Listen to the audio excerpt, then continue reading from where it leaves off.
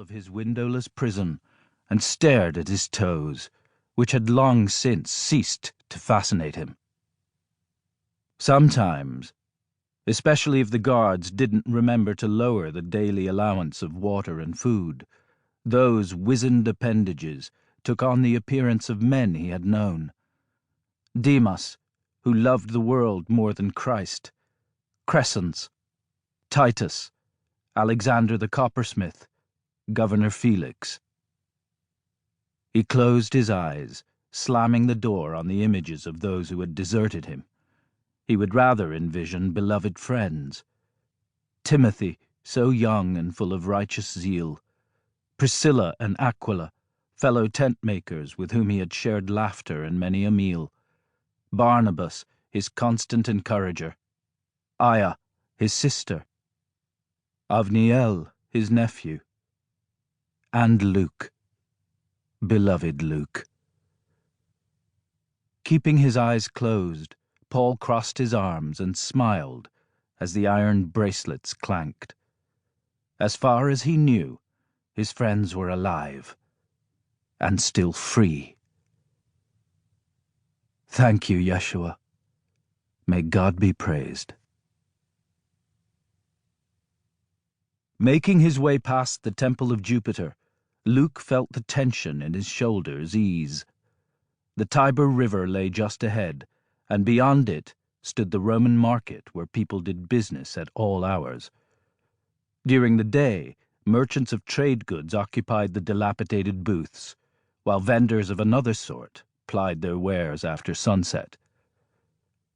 A hooded figure would not appear out of place in the crowded market, though a well-known Christian would be at risk anywhere in the city. He flinched when a bony hand grabbed his shoulder and forcibly swung him around. "Hello there." A thin-faced man gave him a wide, disturbing smile. "What's your pleasure?" He stepped closer, his breath stinking of infection and rotting teeth. "Boys or girls?" Luke shrugged off the man's hand and staggered away, his heart twisting at the reminder that evil lurked around every corner in this city. Rome was reported to be the greatest city in the world, but Nero's Rome had begun to smell of decay, a rot that came from within. That realization never failed to trouble his spirit. Influenced by the world's greatest thinkers, artists, scholars, rulers, and military men, Rome had been home to some of civilization's most noble men, and home as well to the most dishonorable of people. In Nero's Rome, on any street corner, a man could find beauty and perversity, generosity and stinginess, abundance and scarcity.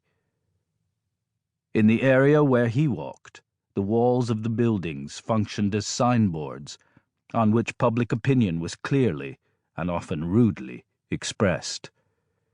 He read as he walked. Alcmaeon, Orestes, and Nero are brothers. Why? Because all of them murdered their mothers. Count the numerical values of the letters in Nero's name, and in murdered his own mother, you will find their sum is the same. The palace is spreading and swallowing Rome. Let us all flee to Veii and make it our home. Yet the palace is growing so wickedly fast that it threatens to gobble up Veii at last. His friends would undoubtedly share the news about what was currently happening in Rome, but these buildings frequently offered better reporting because they didn't attempt to soften the truth. Still, he hadn't come back to report on Rome. He'd come back to see his friends, if he could find them. He walked on, heading to the appointed spot, a statue of Nero near the Tiber, and kept his back to the river so that no one could creep up on him unobserved. The moon had barely risen, but the sliver of silver cast a white beam over the trash heaped along the river's edge.